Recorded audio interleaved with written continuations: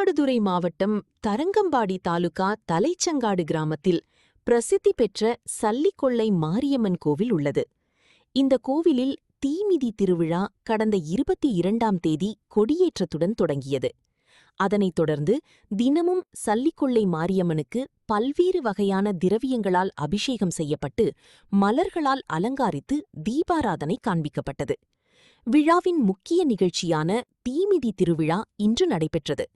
இதை முன்னிட்டு குரங்குபுத்தூர் ஆற்றங்கரையில் இருந்து பக்தர்கள் பால் காவடி, அலகு காவடி எடுத்து கோவிலை வந்தடைந்தனர்.